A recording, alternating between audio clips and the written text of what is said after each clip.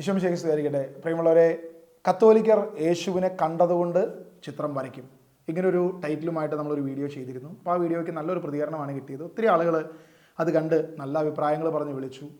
ഒത്തിരി നല്ല കമൻസ് അതിനകത്ത് വന്നു. പക്ഷേ ചില കമൻറ്റുകൾ ചില വിമർശനങ്ങളായിരുന്നു, അല്ലെങ്കിൽ ചില ചോദ്യങ്ങളായിരുന്നു.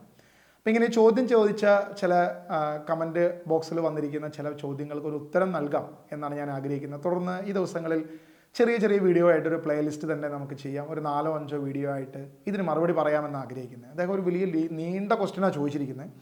റോക്ക് ആൻഡ് റോൾ എന്നൊരു ഐഡിയ ആണ് അദ്ദേഹത്തിൻ്റെ. സ്വന്തം പേരിൽ അറിയപ്പെടാൻ താല്പര്യമുള്ളതുകൊണ്ടായിരിക്കാം, എന്തോ ആവട്ടെ, അദ്ദേഹം ചോദിച്ചിരിക്കുന്ന കുറേ ക്വസ്റ്റ്യൻസ്. അപ്പോൾ അതിനകത്ത് അദ്ദേഹം പ്രധാനമായും നമ്മുടെ മുൻപിൽ വെച്ചിരിക്കുന്ന ചില ക്വസ്റ്റ്യൻസ് എന്ന് പറയുന്നത്, ഈ ക്വസ്റ്റ്യൻ പല പെന്തക്കോസ്തക്കാരോട് അദ്ദേഹം ചോദിച്ചു, പക്ഷേ ആരും അതിന് മറുപടി പറഞ്ഞിട്ടില്ല. 6-7 വർഷമായിട്ട് പല പെന്തക്കോസ്തക്കാരോടും ചോദിച്ചിട്ട് മറുപടി പറയാത്തതാണ്. ധൈര്യമുണ്ടെങ്കിൽ പറയുന്നൊരു വെല്ലുവിളിയാണ് അതിനകത്ത് കൊടുത്തിരിക്കുന്നത്. അപ്പോൾ അതുകൊണ്ടാണെന്ന് മറുപടി പറഞ്ഞേക്കാം. മറുപടി പറയുമ്പോൾ തന്നെ ആദ്യം പറയട്ടെ, ഞാനൊരു പെന്തക്കോസ്തക്കാരനല്ല. എനിക്കൊരു പെന്തക്കോസ്ത ബാക്ക്ഗ്രൗണ്ട് ഇല്ല, അങ്ങനത്തെ ഒരു വിശ്വാസമില്ല, പെന്തക്കോസ്ത ഫോളോ അപ്പ് അല്ല ഞാൻ പോകുന്നത്. ഞാൻ ജനിച്ചപ്പോളായിരുന്ന സീറോ മലബാർ സഭയുടെ അംഗമായിട്ട് തന്നെയാണ് മുന്നോട്ട് പോകുന്നത്. സഭ മാറുക എന്നൊരു വിശ്വാസമോ ഒരു ചിന്തയോ ഇതുവരെ എൻ്റെ ജീവിതത്തിൽ ഇല്ല, ഇനിയൊട്ട് അങ്ങോട്ട് ഉണ്ടാകുമെന്ന് തോന്നുന്നുമില്ല. കാരണം എൻ്റെ വീട്ടിൽ ഞാനൊരു യാത്ര പോയി തിരിച്ചു വന്നു കഴിഞ്ഞപ്പോൾ എന്തോ ഒരു പ്രശ്നമുണ്ടെന്ന് പറഞ്ഞാൽ, അല്ലെങ്കിൽ എൻ്റെ വീട് ഇത്തിരി വൃത്തിയായിട്ട് കിടക്കുന്നു, കുറച്ച് മോശമായി കിടക്കുന്നു എന്ന് പറഞ്ഞ് ഓടി എൻ്റെ വീട്ടിൽ നിന്ന് ഇറങ്ങിപ്പോകുന്ന രീതി, അത് ഒരു വിശ്വാസിക്കോ ഒരു ബുദ്ധിയുള്ളവനോ ചേർന്നതല്ല. അതുകൊണ്ട് ഞാൻ ഏത് സഭയിൽ ജനിച്ചു വളർന്ന് വിശ്വസിച്ച് ഈ വിശ്വാസത്തിലേക്ക് കടന്നു വന്നോ അതിൽ തന്നെ തുടരുക. അതിലെന്തെങ്കിലും കുറവോ കുറ്റമോ പ്രശ്നങ്ങളുണ്ടെങ്കിൽ അത് പരിഹരിക്കപ്പെടണം, അതാണ് എൻ്റെ ആഗ്രഹം. അതുപോലെ തന്നെ ഏതെങ്കിലും കാലഘട്ടത്തിൽ നമ്മുടെ പൂർവ്വപിതാക്കന്മാർ, അല്ലെങ്കിൽ നമ്മൾക്ക് മുൻപേ സഞ്ചരിച്ചു പോയ വിശ്വാസത്തിൻ്റെ ആഴത്തിൽ നിന്ന ചില പിതാക്കന്മാർ, നമ്മുടെ പൂർവികന്മാർ, അവരുടെ അറിവില്ലായ്മ മൂലം, വിശുദ്ധ വേദപുസ്തകർക്ക് ലഭിക്കാത്തത് മൂലം അവരെന്തെങ്കിലുമൊക്കെ തെറ്റുകളോ കുറ്റങ്ങളോ ഫോളോ അപ്പോ ചെയ്തിട്ടുണ്ടെങ്കിൽ ഇത് ശ്രേഷ്ഠമാണെന്ന് പറഞ്ഞ് അതിൻ്റെ പിന്നാലെ പോകാതെ അതിലെ തെറ്റുകൾ തിരുത്താൻ ഒരു വിശ്വാസി തയ്യാറാകണമെന്നേ ഞാൻ പറയത്തുള്ളൂ. അങ്ങനെ നമ്മുടെ പൂർവ്വപിതാക്കന്മാർ ചെയ്തു പോയ വിഗ്രഹങ്ങളെ വെച്ച് ആരാധിക്കുന്ന, വണങ്ങുന്ന പല തെറ്റുകൾ ഇന്ന് നമ്മുടെ ദേവാലയങ്ങളിലും പല കാര്യങ്ങളിലും നടക്കുന്നുണ്ട്. ഇത് കണ്ടുകൊണ്ട് അയ്യോ ഇവിടെ മുഴുവൻ തെറ്റാണെന്ന് പറഞ്ഞ് ഇറങ്ങിപ്പോകേണ്ട ഒരു ഗതികേട് എനിക്കില്ല. ഇതിനെ മുറുകെ പിടിക്കുന്ന, ഇത് ക്രിസ്തീയമാണെന്ന് തെറ്റിദ്ധരിക്കപ്പെടുന്ന അല്ലെങ്കിൽ തെറ്റിദ്ധരിപ്പിക്കുന്ന അധികാരികളാണ് യഥാർത്ഥത്തിൽ മാറേണ്ടത്.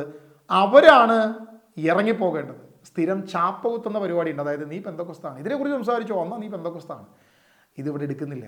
സ്വന്തം കയ്യിലും സ്വന്തം പോക്കറ്റിലും സ്വന്തം നെറ്റിയിലൊക്കെ ചാപ്പ കുത്തിയാൽ മതി.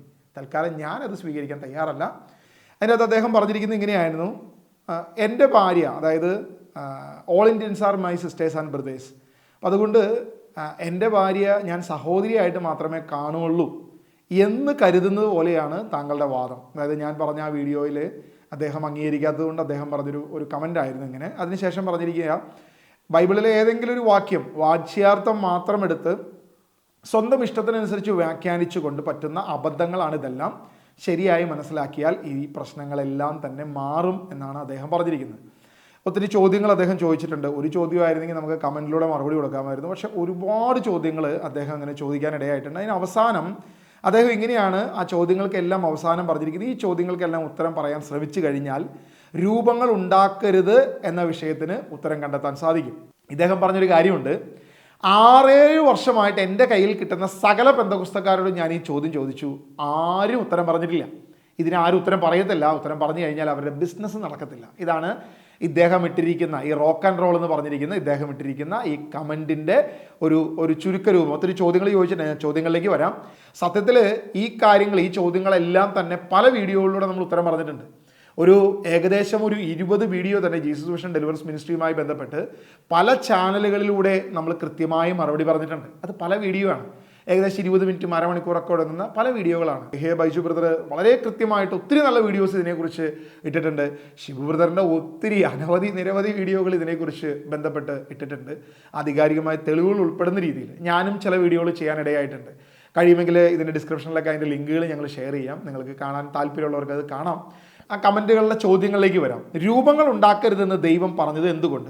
തലയ്ക്ക് കീഴെ വച്ചിരുന്ന കല്ലെടുത്തൊരു തൂണായി കുത്തി നിർത്തി അതിന്മേൽ എണ്ണയൊഴിക്കുകയും ഈ കല്ല് ദൈവത്തിൻ്റെ ഭവനമായിരിക്കുമെന്ന് പ്രഖ്യാപിക്കുകയും ചെയ്ത യാക്കോബിന്റെ പ്രവൃത്തി വിഗ്രഹാരാധനയായിരുന്നു? ഒന്നാമത്തെ ചോദ്യം ഇതാണ്. അതായത് ഉൽപ്പത്തി പുസ്തകം 28-ാം അധ്യായം 16-22 വാക്യങ്ങൾ, 16 മുതൽ 22 വരെ വാക്യങ്ങളിൽ യാക്കോബ് താൻ ദൈവത്തെ കണ്ട സ്ഥലത്ത് ഒരു കല്ലെടുത്ത് നാട്ടി അതിൻ്റെ മേലെ എണ്ണ ഒഴിച്ചത് വിഗ്രഹാരാധന ആയിരുന്നോ എന്നൊരു ചോദ്യമാണ് സഹോദരൻ ആദ്യമായിട്ട് ഉന്നയിച്ചിരിക്കുന്നത്. എനിക്കിതിന് മറുപടിയായിട്ട് പറയാൻ സാധിക്കുന്നത്, നമുക്കറിയാം എബ്രായ ലേഖനം 1-ാം അധ്യായത്തിൽ പറയുന്നുണ്ട്, പഴയ നിയമ പ്രവാചകരിലൂടെ ദൈവം ഘട്ടം ഘട്ടമായി പല കാര്യങ്ങൾ വെളിപ്പെടുത്തി, എന്നാൽ പൂർണ്ണമായ വെളിപ്പാട് ക്രിസ്തുവിൽ നിന്നാണ്. ഒരു പുതിയ നിയമവിശ്വാസി, ഒരു ക്രിസ്ത്യാനി, ക്രിസ്തുവിൻ്റെ അനുയായി ആയിരിക്കുന്നവൻ, അവൻ്റെ വിശ്വാസം ക്രിസ്തുവിലാണ്. ക്രിസ്തുവിലൂടെ എങ്ങനെ കാണണം, യാക്കോബ് എന്ത് ചെയ്തു, അബ്രഹാം എന്ത് ചെയ്തു, പഴയ നിയമ പ്രവാചകന്മാർ എന്ത് ചെയ്തു എന്നുള്ളതിനെക്കുറിച്ച് കാണുന്നതാണ് യഥാർത്ഥ വിശ്വാസം എന്നുള്ളതാണ് ഞാൻ മനസ്സിലാക്കുന്നത്. നിങ്ങൾക്ക് വേണമെങ്കിൽ എബ്രായ ലേഖനം 1-ാം അധ്യായം 1-ാം വാക്യം എടുത്ത് വായിച്ചു കഴിഞ്ഞാൽ പ്രവാചകൻ മുഖേന ഘട്ടം ഘട്ടമായി, എന്നാൽ ക്രിസ്തു യേശു മുഖേന സർവ്വ വെളിപ്പാടുകളും നമുക്ക് നൽകി എന്നാണ് വിശുദ്ധ വേദപുസ്തകത്തിൽ കിടക്കുന്നത്. അതുകൊണ്ട് യേശു ക്രിസ്തുവിലൂടെ മനസ്സിലാക്കുക എന്നുള്ളതാണ് യഥാർത്ഥമായി നമുക്ക് ചെയ്യാൻ സാധിക്കുന്ന ഏറ്റവും നല്ല കാര്യം. അപ്പോൾ യേശുവിലൂടെ യാക്കോബിനെ കണ്ടാൽ യാക്കോബ് ചെയ്ത് ശരിയാണോ തെറ്റാണോ എന്ന് നമുക്ക് മനസ്സിലാക്കാൻ സാധിക്കും. ഉൽപ്പത്തി പുസ്തകം 31-ാം അധ്യായം അതിന് 30 മുതൽ വാക്യങ്ങൾ നമ്മൾ കണ്ടു കഴിഞ്ഞാൽ, പിതാവിൻ്റെ വീട്ടിലെത്താനുള്ള തീവ്രമായ ആഗ്രഹം കൊണ്ടാണ് നീ പോകുന്നതെങ്കിൽ എൻ്റെ കുലദൈവന്മാരെ കട്ടെടുത്തത് എന്തിന് എന്ന് ചോദിച്ചിട്ട് യാക്കോബിനെ പിന്തുടരുന്ന ലാബാനെ നമുക്ക് കാണാൻ സാധിക്കും. യഥാർത്ഥത്തിൽ യാക്കോബിൻ്റെ ഭാര്യയാണ് അത് എടുത്തു വെച്ചത്, കുലദൈവങ്ങളെ എടുത്തു വെച്ചു എന്നൊരു വാക്യം നമ്മളവിടെ കാണുന്നുണ്ട്. കുലദൈവങ്ങളെടുത്ത് ഒളിച്ചു വെക്കുകയും ലാബാൻ എൻ്റെ കുലദൈവങ്ങളെ തരാൻ പറഞ്ഞു വന്ന് വളരെ നിർബന്ധ ബുദ്ധിയോടുകൂടി ചോദിക്കുകയും, പക്ഷേ ഈ ചോദിക്കുന്നതിലൊന്നും അവിടെ കുലദൈവങ്ങളെ കിട്ടാതിരിക്കുക, കുലദൈവങ്ങളെ കൊണ്ടുപോകുന്നൊരവസ്ഥ നമുക്ക് കാണാൻ സാധിക്കും. അതുകൊണ്ട് ഇന്ന് ക്രിസ്ത്യാനി ഈ കുലദൈവങ്ങളെ ആരാധിക്കണമെന്ന് ഒരുവൻ വാദിച്ചു കഴിഞ്ഞാൽ എന്താണ് ഇത് അർത്ഥമാക്കുന്നത്? അപ്പം യാക്കോബ് ചെയ്ത എല്ലാ കാര്യങ്ങളും ഇന്ന് ക്രിസ്ത്യാനിക്കും ചെയ്യാം എന്നാണ് നിങ്ങൾ ചിന്തിക്കുന്നതെങ്കിൽ ആ കുലദൈവങ്ങളെ കൊണ്ടുവന്നതും ശരിയാണ് എന്ന് ക്രിസ്ത്യാനി പറയേണ്ടി വരും. പക്ഷേ നമുക്കറിയാം നമ്മുടെ പിതാക്കന്മാരിൽ അല്ലെങ്കിൽ പഴയ നിയമ വ്യക്തികളിൽ ഒരുപാട് കുറവുകളും കുറ്റങ്ങളും, അവർ മനുഷ്യരാണ്, മനുഷ്യരുടേതായിട്ടുള്ള മാനുഷികമായ തെറ്റുകുറ്റങ്ങളൊക്കെ അവർക്ക് സംഭവിച്ചിട്ടുണ്ട്. അത് വിശുദ്ധ വേദപുസ്തകം ഒരിക്കലും മറച്ചു വെച്ചിട്ടില്ല, കൃത്യമായി അത് വെളിപ്പെടുത്തിയിട്ടുണ്ട് എന്ന് കരുതി അതാണ് ക്രിസ്ത്യാനി ഫോളോ അപ്പ് ചെയ്യേണ്ടത് എന്ന് ഒരുവൻ വാദിക്കുകയാണെങ്കിൽ അത് തികച്ചും അപലപനീയമാണ്. ഒരിക്കലും നമുക്കത് അംഗീകരിക്കാൻ സാധിക്കത്തില്ല. ഇനി യാക്കോബ് അത് കല്ല് നാട്ടിയത് ശരിയോ തെറ്റോ എന്ന് ചിന്തിക്കണമെങ്കിൽ പിന്നീട് പുറപ്പാട് പുസ്തകം അതിന് 20-ാം അധ്യായം കൃത്യമായി ദൈവത്തെ എങ്ങനെ കാണണം എന്നുള്ളതിനെക്കുറിച്ച് നമുക്ക് വെളിപ്പെടുത്തിയിട്ടുണ്ട്. ഈ കൽപ്പന കൊടുക്കുന്നതിന് ഒരുപാട് മുൻപാണ് യാക്കോബ് ഈ പ്രവൃത്തി ചെയ്തത്. അതുകൊണ്ട് യാക്കോബിൻ്റെ പ്രവൃത്തി എടുത്ത് വെച്ച് ന്യായീകരിക്കുന്നത് തികച്ചും സങ്കടകരമാണ്. തീർച്ചയായിട്ടും ഞാൻ യാക്കോബ് വിഗ്രഹാരാധന നടത്തിയെന്നൊന്നും ആരോപിക്കാൻ ഞാൻ ആളല്ല. പക്ഷേ ഈ പ്രവർത്തികൾ നമ്മൾ എങ്ങനെ കാണണം എന്നുള്ളതാണ് ഞാൻ ഈ വാക്യത്തിലൂടെ ഞാൻ നിങ്ങൾക്ക് മനസ്സിലാകുന്ന രീതിയിൽ ഞാൻ പറയാൻ ശ്രമിച്ചത്. കൽപ്പന കിട്ടിക്കഴിഞ്ഞപ്പോൾ മുകളിൽ ആകാശത്തിലോ താഴെ ഭൂമിയിലോ എന്തിൻ്റെയെങ്കിലും വിഗ്രഹമോ എന്തെങ്കിലും ഉണ്ടാക്കുക, ദൈവത്തെ ആരാധിക്കാനായി അത് ചെയ്യരുത് എന്ന് വ്യക്തമായിട്ട് കൽപ്പിച്ച ദൈവം പഴയ നിയമത്തിലും പുതിയ നിയമത്തിലും ഉൽപ്പത്തി മുതൽ വെളിപ്പാട് വരെ ഇന്നും ജീവിക്കുന്ന ആ ദൈവം അത് തന്നെയാണ് കൽപ്പിച്ചിരിക്കുന്നത്. പ്രത്യേകിച്ച് മാറ്റമൊന്നും ഈ വിശുദ്ധ വേദപുസ്തകത്തിൽ കാണാത്തത് കൊണ്ട് പ്രിയ സുഹൃത്തെ, എനിക്ക് ഇതല്ലാതെ മറ്റൊരു മറുപടി പറയുക അസാധ്യമാണ്. താങ്കൾക്ക് വേണമെങ്കിൽ യാക്കോബ് ചെയ്തതുപോലെ ചെയ്യാം. ഇനി നമ്മുടെ പൂർവ്വ പിതാവായ അല്ലെങ്കിൽ വളരെ പ്രശസ്തനായ ദാവീദ്, അദ്ദേഹം ചെയ്തൊരു പ്രവൃത്തിയെക്കുറിച്ച് 2 സാമുവേൽ അതിൻ്റെ 11-ാം അധ്യായം 3-ാം വാക്യം നമ്മൾ വായിക്കുന്നുണ്ട്. അതിങ്ങനെയാണ് നമ്മൾ കാണുന്നത്. ഊറിയയുടെ ഭാര്യ ബത്ശബയെ സ്വന്തമാക്കുന്ന ഒരു ദാവീദിനെ നമുക്കവിടെ കാണാൻ സാധിക്കും. ഇത് വിശുദ്ധ വേദപുസ്തകം അത് തെറ്റാണെന്ന് വ്യക്തമായിട്ട് വെളിപ്പെടുത്തിയിട്ടുണ്ട്, ഒരിക്കലും അത് മറച്ചു പിടിച്ചിട്ടില്ല. അപ്പം ഇങ്ങനെയുള്ള കാര്യങ്ങൾ നമ്മൾ എന്ത് ചെയ്യണം? അയ്യോ ക്രിസ്ത്യാനി ദാവീദ് അത് ചെയ്തുകൊണ്ട് നമുക്കത് ചെയ്തുകൂടെ എന്ന് ഒരുപക്ഷെ റോക്ക് ആൻഡ് റോൾ, ഈ ഇദ്ദേഹത്തിൻ്റെ പേര് എനിക്ക് അറിയില്ല, അതുകൊണ്ടാണ് ഈ റോക്ക് ആൻഡ് റോൾ ചോദിച്ചു കഴിഞ്ഞാൽ ഞാനിതിന് എന്ത് മറുപടിയാണ് പറയേണ്ടത്?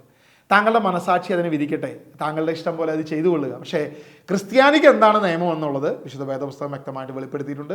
സഭാ ചരിത്രങ്ങൾ അത് വ്യക്തമായിട്ട് നമ്മുടെ മുൻപിൽ വെക്കുന്നുണ്ട്. താഴോട്ട് വരുമ്പോൾ നമുക്ക് അതിനെക്കുറിച്ച് ഡീറ്റെയിൽ ആയിട്ട് നമുക്ക് മനസ്സിലാക്കാൻ സാധിക്കും. പുറപ്പാട് പുസ്തകം 25-ാം അധ്യായം 17 മുതൽ 21 വാക്യങ്ങൾ ഉദ്ധരിച്ചുകൊണ്ട് അദ്ദേഹം ചോദിച്ചിരിക്കുകയാണ്, യാതൊരു രൂപവും ഉണ്ടാക്കരുത് എന്ന് പറഞ്ഞ ശേഷം ദൈവം തന്നെ വാഗ്ദാന പേടകവും കെരൂബുകളെയും ഉണ്ടാക്കാൻ ആവശ്യപ്പെട്ടത് എന്തുകൊണ്ട്? ദൈവം പുറപ്പാട് പുസ്തകം 20-ാം അധ്യായം 1 മുതൽ 5 വരെ വാക്യങ്ങളിൽ കൃത്യമായിട്ട് പറയുന്നുണ്ട്, ദൈവത്തിന് പകരമായി നീ എന്ത് ചെയ്യരുത്, ഇങ്ങനെയുള്ള രൂപങ്ങളോ മറ്റു കാര്യങ്ങളോ ഒന്നും ഉണ്ടാക്കരുത്. അതിനുശേഷം അദ്ദേഹം വീണ്ടും ചോദിച്ചിരിക്കുന്നുണ്ട് ബസാലിയേലിന്. ഇത് സ്ഥിരം ചോദിക്കുന്ന ഒരു സ്ഥിരം ക്യാപ്സൂൾ ക്വസ്റ്റ്യൻസ് ആണ് ഇദ്ദേഹം താഴോട്ട് വച്ചിരിക്കുന്നത്. അതായത് ബസാലിയേൽ എന്ന് പറയുന്ന ഒരു വ്യക്തിക്ക് ദൈവം എന്തുകൊണ്ട് കഴിവ് നൽകി, ദൈവം എന്തുകൊണ്ട് കൃപ നൽകി ഇങ്ങനെയുള്ള കാര്യങ്ങൾ ഉണ്ടാക്കാൻ? അദ്ദേഹമല്ലേ പല കാര്യങ്ങളും അവിടെ ഉണ്ടാക്കിയത്. അവിടെ വ്യക്തമായിട്ട് പുറപ്പാട് പുസ്തകത്തിൽ നമുക്ക് കാണാൻ സാധിക്കുന്ന കാര്യമാണ് മേശ, അതുപോലെ ചില ഉപകരണങ്ങൾ ഉണ്ടാക്കി, വിളക്കുകാലുണ്ടാക്കി. ഇതിനൊക്കെ ബസാലിയേലിന് ദൈവം കഴിവ് നൽകി. ഇതെല്ലാമാണ് അവിടെ ഉണ്ടാക്കിയത്. ഇനി പെട്ടകത്തിൻ്റെ 2 സൈഡിൽ 2 കെരൂബുകളെ ഉണ്ടാക്കിയല്ലോ. അപ്പോൾ കെരൂബിനെ ഉണ്ടാക്കിയത് ആരാധനയല്ലേ, അല്ലെങ്കിൽ അത് വിഗ്രഹാരാധനയല്ലേ? സ്ഥിരം ചോദ്യമാണ്. പക്ഷെ ആരും കെരൂബുകൾ എന്ത് ചെയ്തില്ല? ആരാധിച്ചില്ല. ഈ കെരൂബുകളുടെ ഉള്ളിലുണ്ടായിരുന്ന, പെട്ടകത്തിൻ്റെ അകത്തുണ്ടായിരുന്ന ദൈവ സാന്നിധ്യത്തെയാണ് എന്ത് ചെയ്തത്? ഇസ്രായേൽ ജനം ദൈവത്തിൻ്റെ സാന്നിധ്യമായി കണ്ടത്, ദൈവത്തിൻ്റെ മഹത്വമായി കണ്ടത്. ആ പെട്ടകത്തിൻ്റെ അകത്തുണ്ടായിരുന്ന കൽപ്പലകകൾ അതെന്തിനെ സൂചിപ്പിക്കുന്നു? ദൈവത്തിൻ്റെ വചനത്തെ സൂചിപ്പിക്കുന്നു. വിശുദ്ധ വേദപുസ്തകം യോഹന്നാൻ സുവിശേഷം പറയുന്നു, ആ വചനം തന്നെ മാംസമായി നമ്മളുടെ ഇടയിൽ വസിച്ചു. ആ വചനമാണ് ക്രിസ്തു. ആ വചനം ഇന്ന് എന്ത് ചെയ്തു? പുതിയ നിയമത്തിൻ്റെ പ്രകാരം 1 കൊറിന്തോസ് അതിൻ്റെ 3-ാം അധ്യായം 16-ാം വാക്യം നമ്മുടെ മുൻപിൽ കൃത്യമായി വെളിപ്പെടുത്തുന്നു. ഇന്ന് നമ്മുടെ ഹൃദയഫലകങ്ങളിൽ ദൈവത്തിൻ്റെ സാന്നിധ്യം വന്നിരിക്കുക. ഇന്ന് നമ്മുടെ ശരീരം ദൈവത്തിൻ്റെ ആലയമാണ്. നമ്മുടെ ഉള്ളിൽ ദൈവത്തിൻ്റെ വചനം വസിക്കുന്നു, ദൈവത്തിൻ്റെ ആത്മാവ് വസിക്കുന്നു. ഇന്ന് സഹോദരനെ കാണുമ്പോൾ, ഞാൻ ഈ വീഡിയോൻ്റെ ആദ്യം തന്നെ ഈശോ മിശിഹായ്ക്ക് സ്തുതിയായിരിക്കട്ടെ. പണ്ട് കാലത്ത് നമ്മൾ മറ്റുള്ളവരെ കാണുമ്പോൾ സ്തുതി പറഞ്ഞുകൊണ്ട്, പഴയ നിയമ അല്ലെങ്കിൽ ആദ്യകാലത്തെ നമ്മുടെ പൂർവികർ അങ്ങനെ ചെയ്തിരുന്നു എന്നാണ് നമ്മൾ ചരിത്രം പരിശോധിക്കുമ്പോൾ കാണുന്നത്. പരസ്പരം ക്രിസ്ത്യാനി കാണുമ്പോൾ അഭിസംബോധന ചെയ്തത് ഈശോ മിശിഹായ്ക്ക് സ്തുതിയായിരിക്കട്ടെ.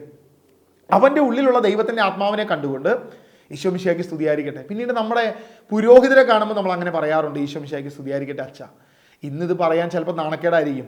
ഇന്ന് എന്ത് സംഭവിച്ചു? വിഗ്രഹങ്ങളുടെ മുൻപിൽ പോയി കുമ്പിടാനും അതിനെ വണങ്ങാനും ആ സ്വരൂപങ്ങളെ തൊട്ടുമുത്തി അതിൽ നിന്ന് അനുഗ്രഹം പ്രാപിക്കാനും ക്രിസ്ത്യാനി അതിൻ്റെ പിന്നാലെ പോയപ്പോൾ സ്വന്തം സഹോദരങ്ങളിൽ ക്രിസ്തുവിനെ കാണാൻ സാധിക്കുന്നില്ല. സ്വന്തം പുരോഹിതരിൽ അല്ലെങ്കിൽ നമ്മുടെ നേതാക്കന്മാരിൽ ക്രിസ്തുവിനെ കാണാൻ സാധിക്കുന്നില്ല. ചുറ്റുമുള്ളവരിൽ ക്രിസ്തുവിനെ കാണാൻ സാധിക്കുന്നില്ല. വിശുദ്ധ കുർബാനയിൽ അന്ത്യത്താഴത്തിൽ യേശുവിനെ കാണാൻ സാധിക്കുന്നില്ല. നമ്മുടെ ചുറ്റുമുള്ള സഭയിൽ ക്രിസ്തുവിനെ കാണാൻ സാധിക്കുന്നില്ല. പകരം എന്ത് ചെയ്യുന്നു? ഈ വിഗ്രഹത്തിൽ ക്രിസ്തുവിനെ കാണാൻ ശ്രമിക്കുന്നു. ഇത് തന്നെയാണ് നമുക്ക് പറ്റിയ ഏറ്റവും വലിയ വീഴ്ച, നമുക്ക് പറ്റിയ ഏറ്റവും വലിയ അബദ്ധം ഇത് തന്നെയാണ്. അത് തിരുത്തണമെന്നാണ് ഞാൻ മുന്നുള്ള വീഡിയോയിൽ പറഞ്ഞത്. ഇതിനും ഞാൻ അത് ആവർത്തിക്കുന്നത് തന്നെയാണ്, നിങ്ങളത് തിരുത്തണം. വിഗ്രഹങ്ങളെ നിന്ന് ഓടി അകലുവിനെന്ന് പറഞ്ഞ അപ്പസ്തോലന്മാരുടെ പഠനങ്ങളിലേക്ക് നിങ്ങൾ പോകണം എന്ന് തന്നെയാണ് ഞാൻ പറയുന്നത്. അപ്പോൾ നമ്മളിവിടെ എല്ലാം കാണുന്നത് ബസാലിയേലിന് ദൈവം ബുദ്ധിശക്തിയും ചൈതന്യവും നിറച്ചത് എന്തിനു വേണ്ടി? പേടകത്തിന് മുൻപിൽ ജോഷുവ കമന്നു വീണത് എന്തിനു വേണ്ടി? അതുപോലെ പെട്ടകത്തിന് മുൻപിൽ കത്തിക്കാൻ വിളക്കുകാൽ നിർമ്മിച്ചത് എന്തിനു വേണ്ടി? ഇതെല്ലാം നമ്മൾ കാണുന്ന ഒരൊറ്റ കാര്യമേ ഉള്ളൂ.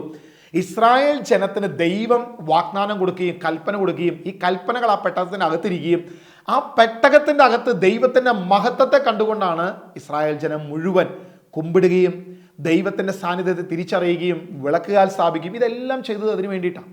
ഇനി നിങ്ങൾ ശ്രദ്ധിക്കണേ, പഴയ നിയമത്തിൽ യഹൂദർ എന്ത് വിശ്വസിച്ചു, എന്ത് ചെയ്തു? ദൈവത്തെ ആരാധിക്കുന്നതിന് പകരമായി ദൈവത്തിനെ ആരാധിക്കാൻ അവർ എന്തെങ്കിലും വിഗ്രഹത്തെയോ സ്വരൂപത്തെയോ ഉണ്ടാക്കുകയോ വണങ്ങുകയോ ചെയ്തതായിട്ട് ഒരൊറ്റ സ്ഥലത്ത് നമുക്ക് കാണാൻ സാധിക്കത്തില്ല. അബ്രഹാം തുടങ്ങി ഇസ്ഹാക്ക്, യാക്കോബിന് ശേഷം മോശയിലൂടെ കൽപ്പന കൊടുക്കുന്നു. ഈ കൽപ്പനയ്ക്ക് ശേഷം ഇങ്ങോട്ട് യേശു ക്രിസ്തുവിൻ്റെ കാലം വരെ ഒരൊറ്റ സിനഗോഗുകളിലോ ജെറുസലേം ദേവാലയത്തിലോ ഒരു വിഗ്രഹത്തെ കാണാൻ സാധിക്കത്തില്ല. അവിടെ ഉണ്ടായിരുന്ന ഒരു രൂപത്തെയോ നമുക്കവിടെ കാണാൻ സാധിക്കുന്നില്ല എന്നുള്ളത് വളരെ വ്യക്തമാണ്. എന്നാൽ അവിടെ വിളക്കുകാലുണ്ട്, ചില ഉപകരണങ്ങളുണ്ട്, ഇതെല്ലാം അവിടെ കൊണ്ട്. പക്ഷേ ദൈവത്തിന് പകരമായി ആരാധിക്കാൻ, വണങ്ങാൻ ഒന്നും കാണത്തില്ല. പക്ഷെ ഇന്ന് നമ്മുടെ ദേവാലയങ്ങൾ അങ്ങനെയാണോ? അവിടെ വിളക്കുകാല് വെക്കുന്നതിന് എനിക്കൊരു പരാതിയില്ല. പഴയ നിയമത്തിൻ്റെ രീതി അനുസരിച്ച് മുന്തിരിക്കൊലകൾ ചില വാതിലുകളിൽ, ചില പുരാതനമായ ദേവാലയങ്ങളിൽ നമ്മൾ പരിശോധിച്ചാൽ മുന്തിരിക്കൊലകൾ കൊത്തിവെച്ചിരിക്കുന്നത് കാണാം. നമുക്കൊരു പരാതിയില്ല. ഇനി അതിനും കുറച്ചുകൂടി പഴയതിലേക്ക് പോയി കഴിഞ്ഞ് കഴിഞ്ഞാൽ ചില ദേവാലയങ്ങൾ, പ്രത്യേകിച്ച് ഹാഗിയ സോഫിയ പോലെയുള്ള ദേവാലയങ്ങളിലൊക്കെ മാതള നാരങ്ങ സൂചിപ്പിക്കുന്ന രീതിയിൽ അത് കൊത്തിവെച്ചിരിക്കുന്ന കാര്യങ്ങൾ കാണാം. ഒരു പരാതിയില്ല. പക്ഷേ ദൈവത്തിന് പകരമായി വിഗ്രഹങ്ങൾ ഉണ്ടാക്കുന്നതിനെയാണ് ഞാൻ എന്ത് ചെയ്തത്? തീർച്ചയായിട്ടും ഞാൻ എതിർത്തത്. ഞാൻ മറുപടി പറയാൻ ശ്രമിക്കുന്നത് അതിന് വേണ്ടിയിട്ടാണ്. ഇതിൽ നമ്മൾ ഈ കാര്യങ്ങളൊക്കെ ശ്രദ്ധിക്കുമ്പോൾ ഒരു കത്തോലിക്കൻ എന്ന രീതിയിൽ പലർക്കും ചില ചോദ്യങ്ങളുണ്ടാകാം. സഭ എന്ത് ഇത് പഠിപ്പിക്കുന്നു? സഭ എന്താണ് ഇതിനെക്കുറിച്ച് ആധികാരികമായി പറയുന്നത്? 1-2 കാര്യങ്ങൾ നമ്മൾ അതിനെക്കുറിച്ച് ആ വിഷയം കൂടി നമ്മൾ പറഞ്ഞിട്ട് നമുക്ക് തുടർന്നുള്ള ഇദ്ദേഹത്തിൻ്റെ ചോദ്യങ്ങളിലേക്ക് നമുക്ക് കടന്നു പോകാം. വിഗ്രഹം എന്നുള്ളതിനെക്കുറിച്ച് ഞാൻ ആധികാരികമായ ഒരു പുസ്തകം നിങ്ങളുടെ മുൻപിൽ വെക്കുന്നത് കത്തോലിക്ക സഭയുടെ മതബോധന ഗ്രന്ഥം CCC എന്നറിയപ്പെടുന്ന ഈ ഒരു പുസ്തകമാണ് ഞാൻ നിങ്ങളുടെ മുമ്പിൽ വെക്കുന്നത്.